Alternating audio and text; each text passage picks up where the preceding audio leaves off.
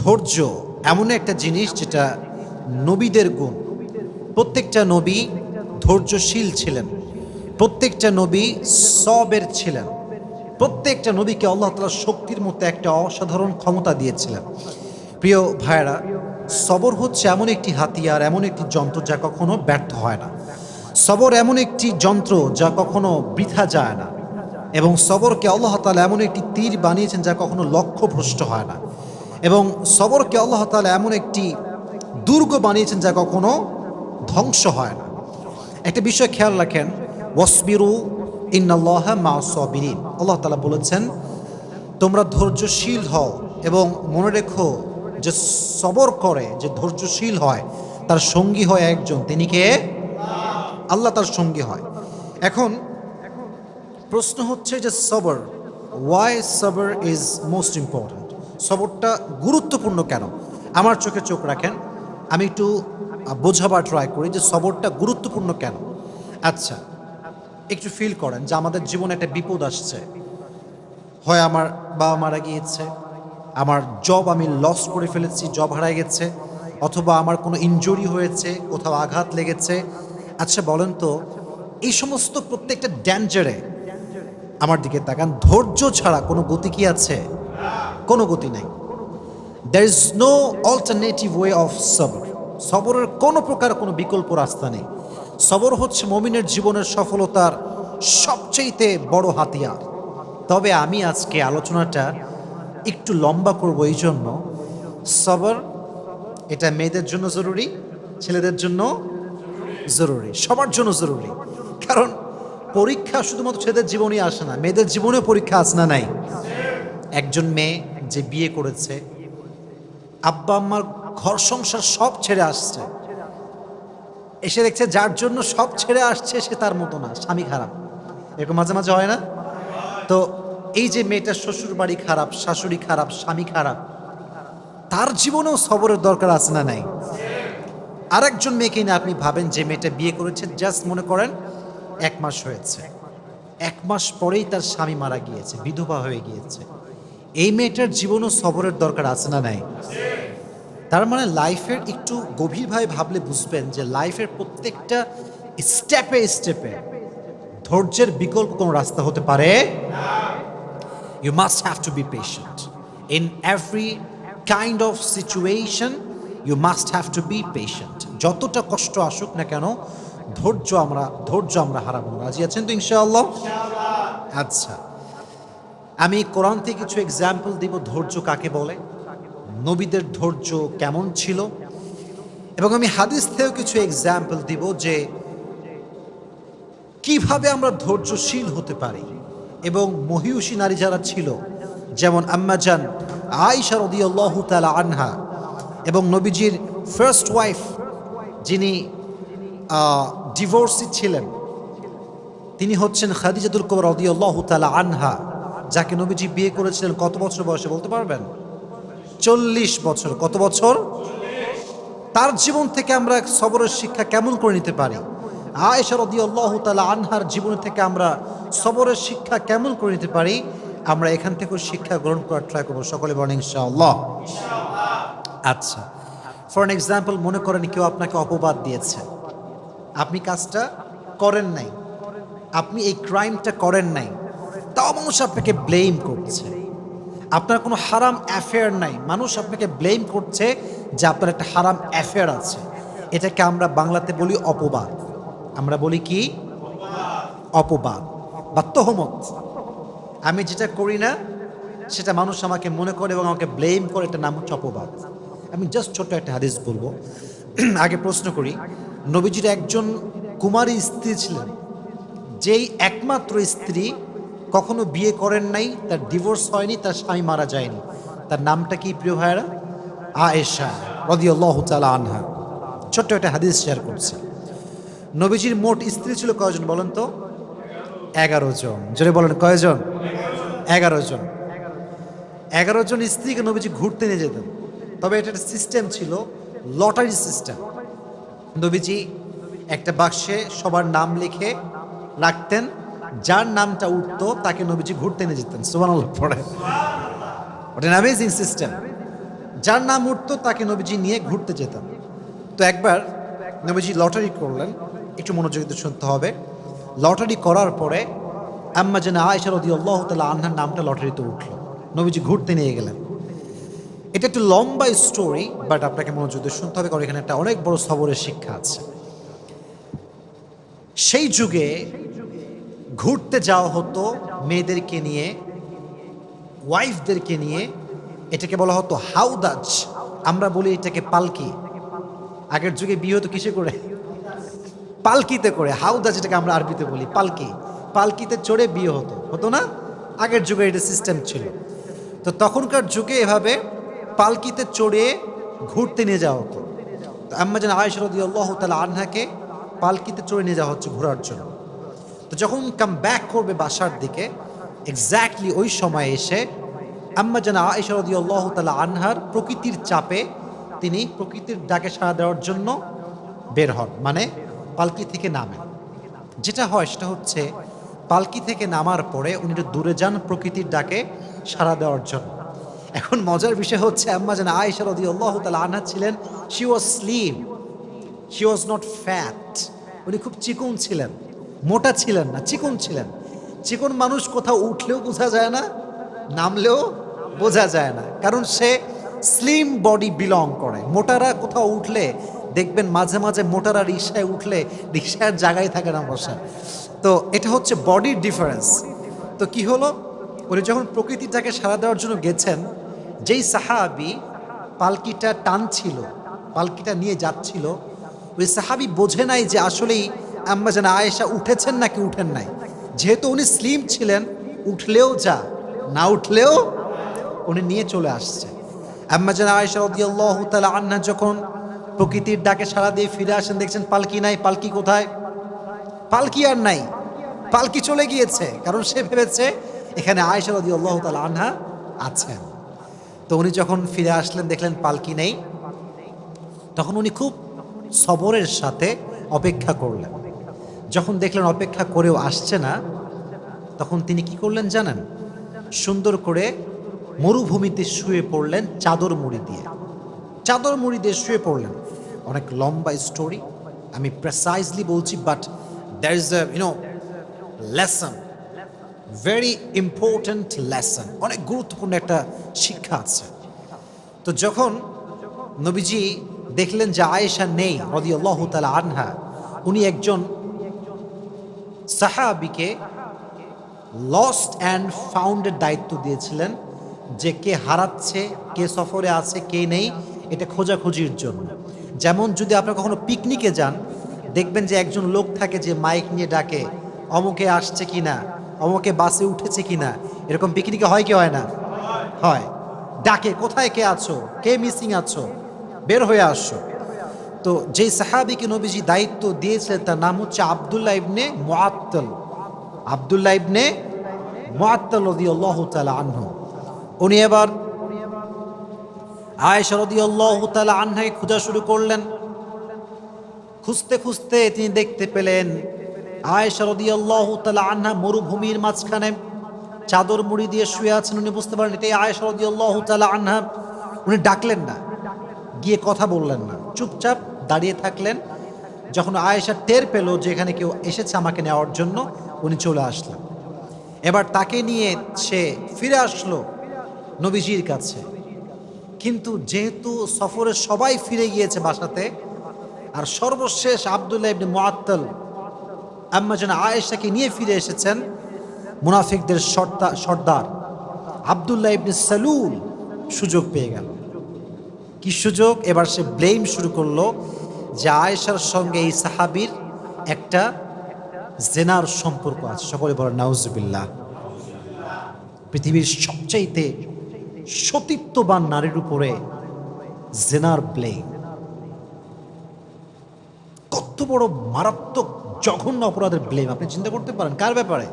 আপনার ব্যাপারে নয়, আমার ব্যাপারে নয়, সবচেয়ে সতীত্ববান নারী আয়েশা রাদিয়াল্লাহু তাআলা আনহার ব্যাপারে ব্লেম করা হলো যে সে এই সাহাবীর সঙ্গে ওই মরুভূমি থেকে আসার সময় খারাপ কাজ করেছে, অন্যায় করেছে, জেনা করেছে। কিন্তু বিষয়টা আয়েশা জানতেন না যে আমার বিষয়ে এই ব্লেমটা করা হয়েছে। কিন্তু উনি ফিল করলেন যে প্রিয় নবীজি আমাকে আগে যেমন আদর করতেন এখন আর তেমন আদর করেন না, আগে যেমন ভালোবাসতেন এখন তেমন আর ভালোবাসেন না। এটা তিনি ফিল করতে শুরু করেন, but she had no idea যে আমাকে এরকম একটা ব্লেম করা হয়েছে। তো একটা সময় গিয়ে আয়েশা রাদিয়াল্লাহু তাআলা আনহা বাবার বাসায় আসলেন। বাবার বাসায় যখন আসছে তখন আশেপাশের লোক বলতে শুরু করছে, আয়েশা তোমার নামে তো এরকম গুজব ছড়ানো হচ্ছে, তুমি নাকি অমুক সাহাবীর সঙ্গে এই সম্পর্ক করেছিলা সফর থেকে ফিরে আসার সময়। এটা শুনে আয়েশা রাদিয়াল্লাহু তাআলা আনহা just she was shocked and thunder. এটা কেমন কথা, কত বড় মিথ্যা অপবাদ আমার উপরে। কিন্তু দেখেন, পৃথিবীর নির্মম বাস্তবতা হচ্ছে কষ্টে পড়লে বোঝা যায় যে কে আপন কে পর। কষ্ট বিপদ হচ্ছে এমন একটা জিনিস যেটা মানুষকে চিনিয়ে দেয় যে কে আমার আপন কে আমার পর। আমার যখন খুব কষ্ট আসে, খুব বিপদ আসে, আমার একদিক থেকে খুব ভালো লাগে যে আমি আমার আপন মানুষ চিনছি। এবং যখন আমি চিনে ফেলি তখন আমি বলি যে ভাই বিপদ তো আসবে আর যাবে, কিন্তু আমি তো আপনাকে চিনে ফেললাম যে আপনি কোন ক্যাটাগরির লোক, এটা আমার বোঝা হয়ে গেল। তো আম্মা জান আয়েশা দেখলেন যে সবাই তার বিপক্ষে, কেউ তার পক্ষপাতী করে না। ইভেন সর্বশেষ, অনেক লম্বা স্টোরি, আমি জাস্ট প্রেসাইজলি বলছি, সর্বশেষ নবীজি আম্মা জান আয়েশার কাছে আসলেন, এসে বলেন, আয়েশা তুমি যদি সত্যি এই অন্যায় করে থাকো আল্লাহর কাছে মাফ করো, আল্লাহর কাছে মাফ চাও, আল্লাহ তোমাকে মাফ করে দিবে। এই কথা শুনে আয়েশা রাদিয়াল্লাহু তাআলা আনহা আকাশ থেকে পড়েছে, নবী হে, শেষমেশ আপনিও আমাকে এই কথা বলছেন, আপনিও এই রুমরে বিশ্বাস করেছেন, আপনিও এই গুজবে বিশ্বাস করেছেন? অপেক্ষা করেন, আল্লাহ আমার জন্য আছে। সুবহানাল্লাহ পড়েন। উনি চাইলে বলতে পারতেন যে আমি আর সংসার করব না, আমি আর এই সমাজে থাকবো না, আমি গলায় ফাঁসি নিব, আমি সুইসাইড করব, যেটা আমরা সাধারণ মানুষরা বলি। উনি একটুও কমপ্লেইন করেন নাই, জাস্ট কষ্ট পেয়েছেন, সবর করেছেন। আল্লাহ তাআলা আয়েশা রাদিয়াল্লাহু তাআলা আনহার চরিত্রকে সুন্দর প্রমাণ করার জন্য, উনি যে কোনো অন্যায় করেন না এটা প্রমাণ করবার জন্য আল্লাহ নিজে কোরআনের আয়াত নাজিল করে দিয়েছে। সুবহানাল্লাহ পড়া। আল্লাহ নিজে আয়াত নাজিল করে ব্যাখ্যা দিয়েছেন যে আমার প্রিয় বান্দি আয়েশা কোনো অপরাধী নয়, সে কোনো জুলুম করে নাই, সে কোনো জেনা করে নাই, ব্যভিচার করে নাই। তাহলে বোঝা গেল যে ব্যক্তি সবর করে, ধৈর্য ধারণ করে, মানুষের দেওয়া মিথ্যা অপবাদ একদিন স্পষ্ট হয়ে যায় যে সে সব মিথ্যা ছিল, ঠিক কিনা বলেন? একসময় প্রমাণ হয়ে যায়। মনে রাখবেন, সময় এমন একটা জিনিস, সময়ে মানুষকে জবাব দেয়, সময় মানুষকে উত্তর দেয় যে সে মানুষটা আসলে কেমন। আপনাকে যদি কেউ ভুল বুঝে ব্যাখ্যা দিবেন না, just wait for the right time. সময়ের অপেক্ষা করেন। সময় হচ্ছে এমন একটা জিনিস, এমন একটা কাঁটা, এটা ঘোরে আর কে কেমন এটা সত্যতা বলে দেয়, ঠিক কিনা বলেন? Wait for the right time, সঠিক সময় অপেক্ষা করেন। তাহলে আয়েশা রাদিয়াল্লাহু তাআলা আনহাকে ব্লেম করা হয়েছে, এবার আমাকে জবাব দেন, উনি কি ধৈর্যহীন ছিলেন না ধৈর্যশীল ছিলেন? She was patient in every kind of situation. She was patient, ধৈর্যশীল ছিলেন। ফলে কি হয়েছে? আল্লাহ নিজে আয়াত নাজিল করেছেন কার ব্যাপারে? যেহেতু আয়েশা সবর করেছে তার ব্যাপারে কোরআনে আয়াত নাজিল করেছে। একজন আওয়াজ দিয়ে বলেন, তিনি কে? ইন্নাল্লাযীনা জাউ বিল ইফকি উসবাতুম মিনকুম লা তাহসাবুহু শাররাল লাকুম বাল হুয়া খায়রুল লাকুম লিকুল্লি ইমরিইম মিনহুম মাকতাসাবা মিনাল ইসম ওয়াল্লাযী তাওয়াল্লা কিবরাহু মিনহুম লাহু আযাবুন আলীম। আল্লাহ বলছেন, নবী হে, কাফেরদের মাঝ থেকে কিছু গোষ্ঠী আপনার কাছে এসেছে আয়েশার ব্যাপারে মিথ্যা তথ্য দেওয়ার জন্য, অপবাদ দেওয়ার জন্য। বাট মাথায় রাখবেন, মানুষ যদি খারাপ করতে চায় আর আল্লাহ যদি বান্দার ভালো চায়, বান্দির ভালো চায়, পৃথিবীর কোনো অপশক্তি বান্দার ক্ষতি করতে পারবে? আমি আল্লাহ আযাব দিব তাদেরকে যারা মিথ্যা অপবাদ দিয়েছে। অতএব আয়েশাকে আল্লাহ তাআলা নিষ্কলুষ প্রমাণ করলেন, চরিত্রবান প্রমাণ করলেন। তিনি যে সতীত্ববান একজন নারী, তার যে সতীত্ব সুন্দর, পুত পবিত্রা, সে আল্লাহ নিজে কোরআনে আয়াত নাজিল করে দিয়েছে। সুবহানাল্লাহ পড়া। তাহলে এখান থেকে বোঝা গেল কেউ ব্লেম করলে, অপবাদ করলে সবরের পরিচয় দেওয়ার দরকারটা আছে না নাই? আচ্ছা, আরেকটা হাদিস থেকে বলি, আমি আগেই প্রশ্ন করেছিলাম, আমি আবার রিপিট করছি। নবীজির ফার্স্ট ওয়াইফ কে ছিল? প্রথম বউ খাদিজাতুল কুবরা রাদিয়াল্লাহু তাআলা আনহা। বলেন নাম ছিল কি? আরো জোরে বলেন, নাম ছিল কি? খাদিজা রাদিয়াল্লাহু তাআলা আনহা। আমি খুবই শর্টকাটে কথাটা বলতে চাই, কারণ আমাকে অনেকগুলো আয়াত বলতে হবে, নবীর জীবন থেকে কিছু এক্সাম্পল দেওয়া লাগবে, তাই আমি এগুলো লম্বা করতে চাচ্ছি না। মনে রাখবেন, জীবনের কেউ হারিয়ে যাওয়া, এটা হারিয়ে যাওয়া নয়, এটা রবের পক্ষ থেকে পেগাম যে তোমার জন্য এর চাইতে বেটার অপশন আছে। সুবহানাল্লাহ পড়েন। একটু ভাবেন, হাদিস থেকে বলি, যখন খাদিজা রাদিয়াল্লাহু তাআলা আনহা বিয়ে করলেন, প্রথম হাজব্যান্ড, খুব সুন্দর সংসার, খুব সুন্দর জীবন। খাদিজা ভাবতে শুরু করেছিলেন যে এর মতো উত্তম জীবন সঙ্গী আমার জীবন আর কেউ আসতেই পারে না। He is the best person that I have ever seen in my life. এর চাইতে বেটার অপশন কে হতে পারে? হঠাৎ করে সে মারা গেল। প্রথম হাজব্যান্ড জাস্ট শেষ, মুহূর্তেই শেষ। যখন মারা গেল প্রথম হাজব্যান্ড, খাদিজাতুল কুবরা রাদিয়াল্লাহু তাআলা আনহা ভেঙে পড়লেন। সবর হারায়নি। ভেঙে যাওয়া মানে সবর হারানো নয়। আপনি তো ভাঙবেন, কারণ আপনি মানুষ, বাট ভেঙে যাওয়ার পরেও যদি আপনি আবার দাঁড়াতে পারেন তাহলে আপনি ধৈর্যশীল, ঠিক কিনা বলেন? তো উনি ভেঙে পড়লেন, বাট সবর হারান নাই, ধৈর্য হারান নাই। সেকেন্ড টাইম আবার বিয়ে করলেন। একজন মেয়ে যখন ডিভোর্স হয়ে বা স্বামী মারা যাওয়ার পরে আবার বিয়ে করে, জীবনটা এত সহজ হয় না। যে নারী তার সমস্ত অস্তিত্ব একজন পুরুষকে বিলীন করে দেয়, সে নারী সেকেন্ড টাইম অন্য কোনো পুরুষের সঙ্গে বসা, তাকে ধরতে দেওয়া, তার সঙ্গে কোনো ফিজিক্যাল টাচ নারীটা সহ্য করতে পারে না, কারণ সে প্রথম পুরুষে আসক্ত।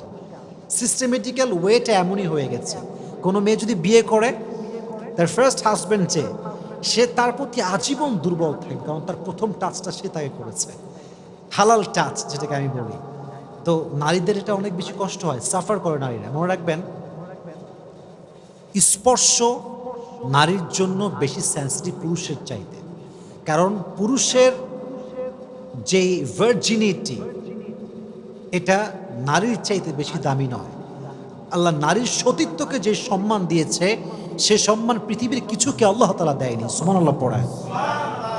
এই জন্য নারী যখন ডিভোর্সি হয়ে যায়, তখন নারী অন্য কোনো পুরুষকে সহজে অ্যাকসেপ্ট করতে পারে না, খুব কষ্ট হয়। ওই প্রথম স্মৃতিগুলো বারবার চোখের সামনে ভেসে ওঠে। কথা ঠিক কিনা বলেন? তো ফার্স্ট বিয়ে, স্বামী মারা গেছে। সেকেন্ড টাইম খাদিজার আব্বাজান অনেক বড়, he was the biggest business magnate, অনেক বড় ব্যবসায়ী ছিলেন। বুঝিয়ে শুনিয়ে সুন্দর একজন যুবকের সঙ্গে আবার বিয়ে দেন, এবং এই সংসারটা একটু লম্বা হয়, এবং সেখানে বাচ্চাও আসে, ছেলে সন্তান হয়। সুবহানাল্লাহ পড়া। বিয়ের পরে স্বামীর ভালোবাসা একটা আদর, এটা একটা ভালোবাসার পয়েন্ট। আবার যদি সেই স্বামীর ঘরে সন্তান আসে, ওখানে আরো ভালোবাসা আছে না নাই? আবার মারা গেল, সেকেন্ড স্বামীও মারা গেল। এইভাবে যখন স্বামী মরতে শুরু করেছে, খাদিজা রাদিয়াল্লাহু তাআলা আনহা ফাইনালি ডিসাইড করলেন যে I will never ever get married again, এটাই লাস্ট, আর বিয়ে করব না। জীবনে যাই হোক আমি সবর করব এবং আমি স্থির থাকবো, আমি আর বিয়ে করব না। তিনি ভেবেছিলেন ফার্স্ট অপশনের চাইতে সেকেন্ড অপশন বেটার হবে না।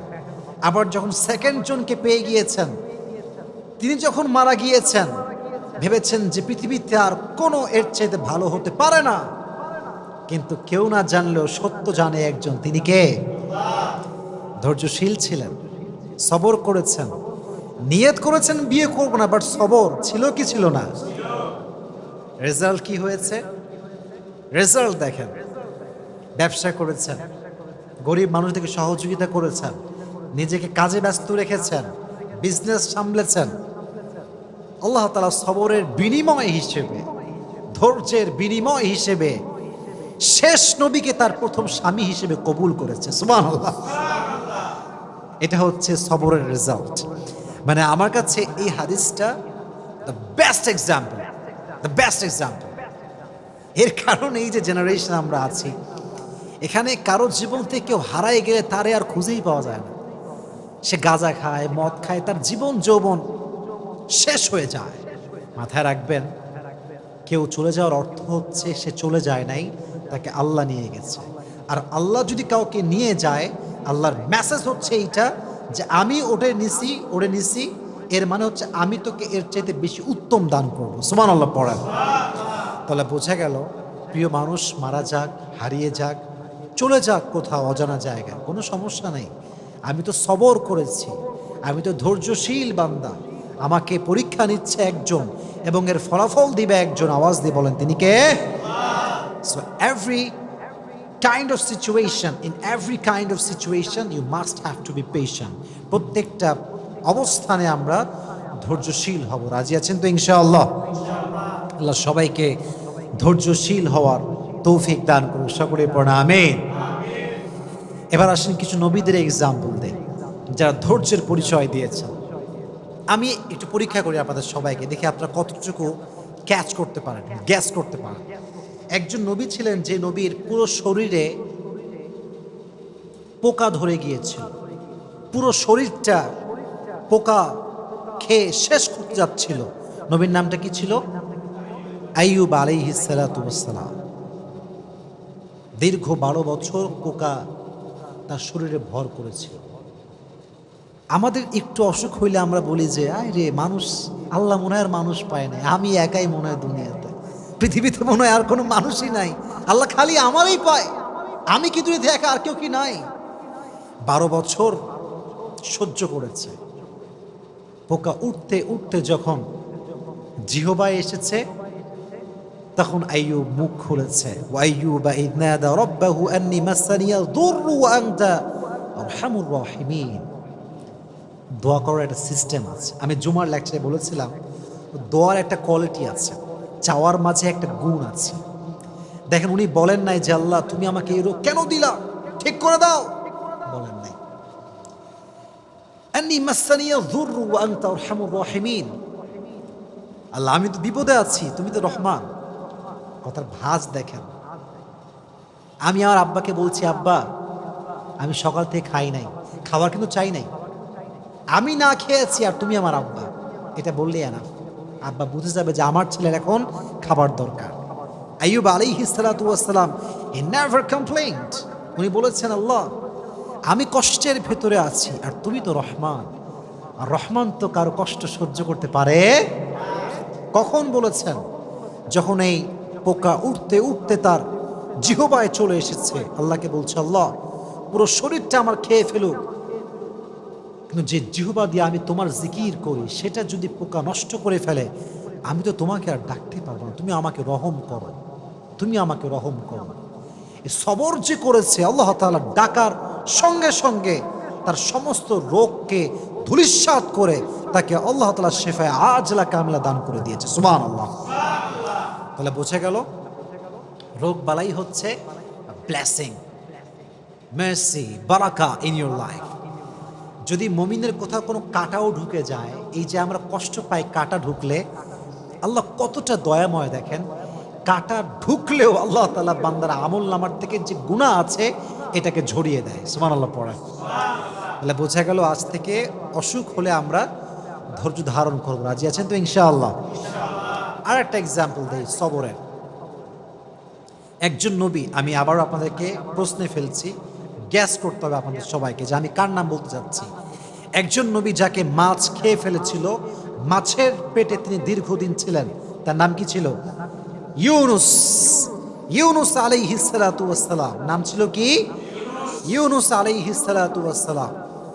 মাছের পেটে দীর্ঘদিন ছিলেন, আল্লাহর কাছে কমপ্লেন করেন না, অভিযোগ করেন নাই, ধৈর্যহীন হন নাই। মাছের পেট থেকে আল্লাহকে ডাক দিয়েছেন, আল্লাহ আমি বিপদে পড়েছি, তুমি আমাকে সাহায্য করো, আমার কোনো কমপ্লেন নাই, অভিযোগ নাই, আমি ধৈর্যহীন হয়ে যাই নাই। দোয়া করার সঙ্গে সঙ্গে আল্লাহ তাআলা মাছকে আদেশ করেছে, মাছ মুখ খুলে একটা বমি করার মতো একটা অ্যাক্ট করেছে। আল্লাহ তাআলা ইউনুসকে এই অ্যাক্টের মাধ্যমে, এই বমির একটা ধরনের মাধ্যমে মাছের পেট থেকে জীবিত উদ্ধার করে বের করে নিয়ে আসছে। সুবহানাল্লাহ। তাহলে বোঝা গেল বিপদে পড়লে আপনাকে দোয়া করতে হবে, আল্লাহ আমারই পাইলো, দুনিয়াতে আর কেউ নাই, আমি মনে হয় একা, আল্লাহ কি পাইলা আমার তুমি। এটা ধৈর্যহীন হওয়ার পরিচয়। অতএব সবরও থাকবে, দোয়াও থাকবে। বলেন আমার সঙ্গে, সবরও থাকবে, সবর আছে যার সঙ্গে দোয়াও আছে যার, তার সফলতা কেউ আটকাতে পারবে না। সুবহানাল্লাহ পড়ান। আর একটা এক্সাম্পল দেয়, নবীর নাম গ্যাস করতে হবে আমাদের সবাইকে। একজন নবী যাকে আল্লাহ তাআলা ৮০ বছর পরে একটা সন্তান দিয়েছিলেন, সে নবীর নাম কি? ইব্রাহিম আলাইহিস সালাতু ওয়াস সালাম। নামটা কি? ইব্রাহিম আলাইহিস সালাতু ওয়াস সালাম। সন্তানের নাম কিছু বলতে পারবেন? ইসমাঈল। নাম কি ছিল? ইসমাঈল আলাইহিস সালাতু ওয়াস সালাম। সবর কাকে বলে একটু বুঝাই আপনাদেরকে, শর্টকাটে বোঝাচ্ছি। ৮০ বছর পরে একটা ছেলে হয়েছে, আল্লাহ অর্ডার করেছে যাও মাকে এবং ছেলেকে একদম মরুর প্রান্তে রেখে আসবে, যেখানে জনমানবহীন একটা জায়গা, মানুষ নাই, লোক নাই, জন নাই, রেখে আসো যাও। অর্ডার করতে দেরি, রেখে চলে আসছে সেই মরুভূমির মতো একটা জায়গায়। তো যখন চলে যাবে, বিবি হাজার চাইলে বলতে পারতেন যে আপনি কেমন স্বামী যে আমার মতো একজন অবলা নারীকে তার সন্তান সহ এক বিশাল মরুপ্রান্তে, মরুভূমিতে, জনমানবহীন একটা জায়গায় রেখে যাচ্ছেন, আপনি কেমন স্বামী? She never complained. She never ever complained like that. বলেইনি কিছু। কি বলেছে আমি জাস্ট রিপিট করছি বাংলাতে সারাংশ। বিবি হাজার বলছে, হে ইব্রাহিম, এটা যদি আল্লাহর অর্ডার হয় যে আমাকে তুই মরুর প্রান্তে রেখে যাবা, জনমানবহীন জায়গা রেখে যাবা, যেখানে খাবার নাই, দাবার নাই, পানি নাই, তবে শুনে রেখো আমিও এটা বিশ্বাস করি যে আমার আল্লাহ আমাকে মরুর প্রান্তরে না খাওয়াই মারবে না। সুবহানাল্লাহ পড়ায়। তুমি যদি আমাকে রেখে খুশি হও, আমি এখানে থেকে খুশি আছি। ধৈর্য ধারণ করেছে। ফলে কি হয়েছে চিন্তা করেন, একটু ভেবে দেখেন, এই যে মক্কা, এত দাম কাবার, কাবার গিলাফের দাম, কাবার চত্বরে এত দাম, এই কাবার পাশে যিনি অবস্থান করেছিলেন, যে নারীর কারণে এত সম্মান, যে নারীর ছেলের কারণে জমজমের কুয়ার পানি আমরা পেয়েছি, তার নাম হচ্ছে বিবি হাজার। সুবহানাল্লাহ পড়েন। ধৈর্য, শুধুমাত্র ধৈর্য। এবার আরেকটু বুঝাই, এত ধৈর্য, এত পরীক্ষা। আল্লাহ বলল, ইব্রাহিম যাও সন্তানের কাছে। ৮০ বছর পরে সন্তান পাইছে, আদরও করতে পারে নাই, নিজের কাছেও রাখতে পারে না, রেখে আসছে মরুর প্রান্তরে। এবার আসছে আব্বা, ছেলে এদিকে আসো। কি হয়েছে আব্বা? বলছে আমি স্বপ্নে দেখেছি তোমাকে আমি জবাই করছি, এটা আমার আল্লাহর আদেশ। তুমি কি বলছো? ফাংদুর মাযা তারা, what's your opinion about on this matter? তুমি কি বলছো বলো। ইসমাইল চাইলে বলতে পারতো, আব্বা আপনি কেমন জালেম, জন্মের সঙ্গে সঙ্গে আমাকে আপনি আদর না করে রেখেছেন মরুর প্রান্তরে, আর আজ আপনি এসেছেন খবর না নিয়ে জবাই করার জন্য। এটা বলে নাই। বলছে আব্বা আপনি যা মন চাই করেন, সাতাজিদুনি ইনশাআল্লাহু মিনাস সাবিরিন, আমি ধৈর্যশীলদের পরিচয় দিব। সুবহানাল্লাহ পড়েন। আহা কি সুন্দর ঘটনা, কি সুন্দর সবরের পরিচয়। এবং এই যে সবর তারা করেছে, যখন আপনারা সবাই জানেন, you all know the story, যখন জবাই করতে যাবে আল্লাহ তাআলা দুম্বাকে পাঠিয়ে দিয়েছেন। আর এই যে আমাদের স্যাক্রিফাইস আমরা শিখলাম, এখান থেকে বোঝা যায় যে যত বেশি স্যাক্রিফাইস করে সে বান্দা আল্লাহ তত বেশি প্রিয় হয়ে যায়। সুবহানাল্লাহ পড়ায়। এজন্য ইব্রাহিম নবী থেকে, ইসমাইল থেকে এবং বিবি হাজার থেকে, সবার থেকে আলাইহিমুস সালাতু ওয়াস সালাম, তাদের থেকে আমাদের সবরের একটা শিক্ষা নেওয়ার দরকারটা আছে না নাই? আমি আর দুইজন নবীর এক্সাম্পল দেব, দুইজন নবী জাস্ট। বলেন একজন নবী ছিলেন যেই নবীকে তার ভাইয়েরা ধরে এনে কুয়ার ভিতরে ফেলে দিয়েছিল, সে নবীর নাম ছিল কি? সবাই বলেন নাম ছিল কি? ইউসুফ আলাইহিস সালাতু ওয়াস সালাম। অনেক লম্বা কথা, আমি ওইটা বলবো না, আমি জাস্ট মূল লেসনটা বলবো। সাইয়েদনা ইউসুফ আলাইহিস সালাতু ওয়াস সালাম যখন যুবক, উঠতি বয়সী যুবক, বাচ্চা বাচ্চা ভাব, এখনো যুবক হয়ে পারে নাই, তার সবগুলো ভাই তাকে নিয়ে কুয়ায় ফেলছে, শুধুমাত্র হিংসার কারণে। কিসের কারণে? হিংসা। কুয়ার ভেতরে ফেলে সাইয়েদনা ইউসুফ আলাইহিস সালাতু ওয়াস সালাম একটা জামা নিয়ে আসছে। তার বাবার নাম ছিল ইয়াকুব। ডাক দিয়ে বলছে, হে আমার বাবা, সব ছেলেরা আসছে, আব্বা জান দেখেন ইউসুফকে বাঘে খেয়ে ফেলেছে, আর এই হচ্ছে ইউসুফের জামা। যদি আমার সন্তান আমার থেকে হারিয়ে যায় আমি তো অস্থির হয়ে যাব, দৌড়াবো চতুর্দিকে, কত অভিযোগ করব আমি, কত নাশুকরি করব আমি আল্লাহর কাছে। ইয়াকুব আলাইহিস সালাতু ওয়াস সালাম শুধু একটা ওয়ার্ড বললেন, ফাসবরুন জামিল। উনি বললেন, আমার জন্য ধৈর্যই সবচেয়ে উত্তম হাতিয়ার। সুবহানাল্লাহ পড়েন। আমার কাছে ধৈর্যই সবচেয়ে উত্তম হাতিয়ার। এই যে কথা তিনি বলেন, আল্লাহ তার প্রতিদান দিয়েছে। কিভাবে? অনেক লম্বা কথা। এই যে কুয়াতে ফেলা হলো ইউসুফকে ধ্বংস করার জন্য, এই কুয়াতে ইংরেজিতে বলা হয় কুয়াকে ট্যানেল। এটাকে বলা হয় কি? ট্যানেল। কুয়াকে বলা হয় ট্যানেল। এই কুয়াটা শুধুমাত্র কুয়া নয়, এই কুয়াটা হচ্ছে সাইয়েদনা ইউসুফকে সাধারণ ঘর থেকে নিয়ে এসে রাজ সিংহাসনে বসাবার কুয়া। সুবহানাল্লাহ পড়া। লম্বা কথা, আমি অত কথা বলতে চাই না। যখন তিনি মিশরের অর্থনৈতিক যে মন্ত্রী বলা হয়, তিনি হলেন ফিনান্স মিনিস্টার, অর্থমন্ত্রী তিনি হলেন। তো যখন কেনানে অভাব দেখা দিল, তার সব ভাইগুলো ইউসুফের কাছে আসছে সাধারণ মানুষ হয়ে সাহায্য নেওয়ার জন্য। তো অনেক লম্বা কথা, যখন তারা আসছে অনেক কথাবার্তার পরে তারা বুঝতে পেরেছে যে এটা হচ্ছে ইউসুফ। এর নাম কি? ইউসুফ। তো ইউসুফ আলাইহিস সালাতু ওয়াস সালাম বলেন, যাও, তোমাদেরকে আমি মাফ করে দিলাম, এবং মাথায় রেখো, ইন্নাহু মাইয়াত্তাকি ওয়া ইয়াসবির ফাইন্নাল্লাহা লা ইউযিউ আজরাল মুহসিনিন।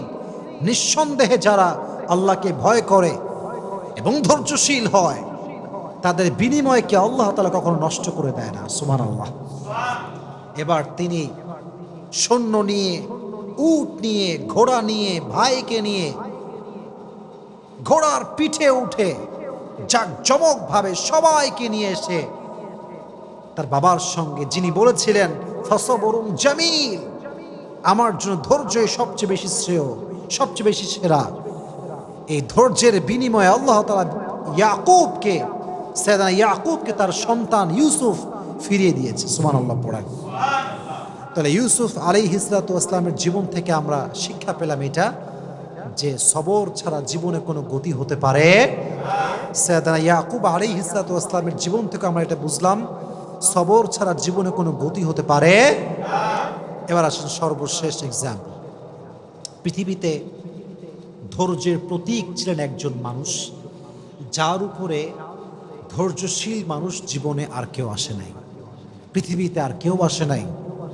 হি was out of any kind of comparison. তিনি ছিলেন সবচেয়ে ধৈর্যশীল। ধৈর্যের ক্ষেত্রে তার কোনো তুলনা হয় না, কোনো কম্পেয়ার হয় না। তিনি হচ্ছেন সাইয়্যিদুল কাউনাইন, সাইয়্যিদুল মুরসালিন, বিশ্ব মানবতার মুক্তির দূত নবী মুহাম্মদুর রাসূলুল্লাহ সাল্লাল্লাহু আলাইহি ওয়াসাল্লাম। ধৈর্যের প্রতীক, ধৈর্যের প্রতীক ছিলেন তিনি। মারাত্মক লেভেলের ধৈর্য ছিল তার। তার ধৈর্য যে কত বেশি আপনি চিন্তা করতে পারবেন না। একজন মানুষ যার এই ছোট্ট বয়সে সে তার মাকে হারিয়েছে, যখন সে পৃথিবীতে আসে নাই তার আগে তার বাবাকে হারিয়েছে, বড় হয়ে চাচাকে পেয়েছে, চাচা মারা গিয়েছে, দাদাকে পেয়েছে, দাদা মারা গিয়েছে, মাথার উপরে বট বৃক্ষ ছিল তার স্ত্রী খাদিজা, সেও মারা গিয়েছে। একটা মানুষ আর কত হারাতে পারে? একটা মানুষের সবচেয়ে বড় জায়গায় তো হচ্ছে আব্বা এবং মা। যার জীবনে বাপ মা নাই তার জীবন তো কিছুই নাই, তার পুরো জীবনটাই তো কষ্টে ভরা। নবীজি জন্মের আগে চলে গিয়েছে বাবা, জন্মের পরে চলে গিয়েছে মা, চাচা হারায় গেছে, দাদা হারায় গেছে, বিয়ে করেছে নিজের স্ত্রী খাদিজা, যে সমস্ত সম্পত্তি নবীর পায়ের সামনে বিলীন করে দিয়েছে ইসলামের জন্য, সেও মারা গিয়েছে। নবী কখনো আল্লাহর কাছে অভিযোগ করেন না যে আল্লাহ আমি তো তোমার নবী, তুমি তো আমার আল্লাহ তুমি আমাকে কেন কষ্ট দিচ্ছ? নবীজি কমপ্লেন করেন নাই, সবরের পরিচয় দিয়েছে। He was patient in every kind of situation. কখনো কমপ্লেন করেন না, অভিযোগ করেন নাই, প্রতিটা মুহূর্তে ধৈর্যশীল ছিলেন তিনি। তায়েফের ময়দানে যখন নবীজি দাওয়াত দেওয়ার জন্য গেলেন কাফেরদেরকে, সবাই আপনারা ঘটনা জানেন, তা দাওয়াত অ্যাকসেপ্ট করলো না। নবীজি প্রায় কয়েকশো কিলোমিটার রাস্তা পাড়ি দিয়ে আসছেন, ক্লান্ত মানুষ। উনি বললেন, তায়েফবাসী শোনো, তোমরা যেহেতু আমার দাওয়াত গ্রহণ করলে না, তোমাদের কাছে আমার অনুরোধ, তোমরা মক্কায় খবরটা ছড়িয়ে দিও না। যদি মক্কার কাফেররা জানতে পারে তাহলে আমাকে জুলুম করবে। কাফেররা কে কার কথা শোনে? নবীজি বের হওয়ার আগে কাফেররা মক্কায় খবর পৌঁছে দিল যে মুহাম্মদ মক্কার থেকে এখানে তায়েফের জমিনে দাওয়াত দেওয়ার জন্য আসছে, আমাদেরকে কবুল করে না এই দাওয়াত। সব তায়েফের দুষ্টু ছেলে পেলে বাচ্চাদেরকে নবীজির পেছনে লেলিয়ে দিয়েছে, যাও তোমরা মুহাম্মদকে পাথরের আঘাত করো, বৃষ্টির মতো পাথরকে তোমরা বর্ষণ করো। আমি যখন রেলগেটে যাই, আমি জাস্ট এটা ফিল করি। রেলগেটে দেখবেন যে প্রত্যেকটা রেল লাইনের মাঝখানে এরকম বড় বড় পাথর থাকে, দেখছেন আপনারা সবাই, এরকম শক্ত শক্ত পাথর। আমি জাস্ট এটা ফিল করি, যদি এই পাথরটা তুলে আমি আসিফকে কেউ আঘাত করে আমার কি হবে? আমি কি আদৌ সহ্য করতে পারবো এই আঘাতটা? তখন আমি ফিল করি যে তায়েফের জমিনে আমার নবীকে এর চাইতে বড় বড় পাথর দিয়ে মেরে রক্তাক্ত করা হয়েছে। নবীর রক্ত পড়েছে, নবীর রক্তে পুরো মাটিটা ভিজে গেছে। নবীজির রক্তে পড়ে বেহুশ হয়ে গেছে। সাহাবী এসে ধরেছে, ধরে উঠাইছে, নবী হে এবার তো বদদুয়া করেন, এবার তো বদদুয়া করে ফেলেন, আর কত সহ্য করবেন? নবীজি বলছে, শোনো, আমি তো বদদুয়া করার জন্য আসি নাই, হয়তো আমার দাওয়াত তায়েফের লোকরা কবুল করে নাই, তো কি হয়েছে, নেক্সট জেনারেশন যে হবে তারা হয়তো বা ইসলামকে গ্রহণ করবে। সুবহানাল্লাহ পড়া। পাথরের আঘাত খেয়ে রক্তাক্ত হয়ে গিয়েছে, ধৈর্য হারায়নি, শক্তি হারায়নি, জুলুমের শিকার হয়েছে, কাউকে বদদুয়া করে নাই, সর্বাবস্থায় ধৈর্যের পরিচয় দিয়েছিলেন, সর্বাবস্থায় দিয়েছেন। আজকে আমাদের অভাব আসলে আমরা কত কথা বলি, টাকা নাই, আমার কাছে এইটা নাই, এইটা নাই, I don't have anything, just complain.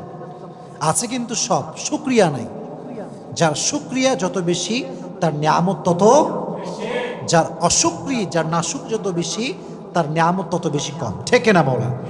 ধৈর্যশীল হতে হবে, সবের হতে হবে, এবং শাকের অর্থাৎ গ্রেটফুল, শুকর গুজার হতে হবে, কৃতজ্ঞ বোধ হতে হবে। আল্লাহ তুমি আমাকে যা দিয়েছো, what ever I have, I am happy with that. আমি আলহামদুলিল্লাহ খুশি আছি। আমার বাড়ি নাই তাও খুশি, আমার গাড়ি নাই তাও খুশি। আল্লাহ তুমি জাস্ট আমার হলেই আমার চলবে ইনশাআল্লাহ। তাহলে বোঝা গেল প্রত্যেকটা নবীর থেকে, যেমন আমরা শুনেছি আইয়ুব আলাইহিস সালাতু ওয়াস সালামের কথা, আমরা শুনেছি ইউনুস আলাইহিস সালাতু ওয়াস সালামের কথা, আমরা শুনেছি ইব্রাহিম আলাইহিস সালাতু ওয়াস সালামের কথা, আমরা শুনেছি ইয়াকুব আলাইহিস সালাতু ওয়াস সালামের কথা, আমরা শুনেছি ইসমাঈল আলাইহিস সালাতু ওয়াস সালামের কথা, আমরা শুনেছি ইউসুফ আলাইহিস সালাতু ওয়াস সালামের কথা, আমরা শুনেছি নবীর কথা, শেষ নবীর কথা। এর দ্বারা বোঝা গেল যে ধৈর্যশীল আমরা আজ থেকে আর হব না। হব কি হব না? আল্লাহ সবাইকে ধৈর্যশীল হওয়ার তৌফিক দান করুক, সকলে পড়া আমিন। আর বিশেষ করে আমি একটা কথা বলে শেষ করতে চাই আমার বোনদের জন্য, specially for my sisters, those who R listening me from YouTube or Facebook, this is my humble request for everyone. যদি বিয়ের পরে দেখেন আপনার স্বামী খারাপ, তাহলে আগেই অভিযোগ করেন না, আগেই ডিভোর্স নিয়ে ভাইবেন না। Divorce is just far away, बहुत दूर की बात है। पहले ट्राई करो, पहले कन्विंस करो, पहले एडजस्ट करो, फिर उसके बारे में सोचना। আমরা আগেই ডিভোর্স দিয়ে ভাবি যে তালাক দিলেই মনে সমাধান। না, কে বলছে আপনার সমাধান? আপনি মনে করতেছেন আমার বোন যেই স্বামী বাদ দিলে আরেকটা স্বামী খুব ভালো হবে, কে বলছে আপনার? গ্যারান্টি আছে আপনার কাছে? ছেলেরা প্রথমে খুব ভালো মনে হয় দেখলে, ফেরেশতা, কনফার্ম জান্নাতি লেভেলের একটা, পরে গিয়ে যে কি বদমাইশ হয় এটা আপনি কল্পনা করতে পারবেন না।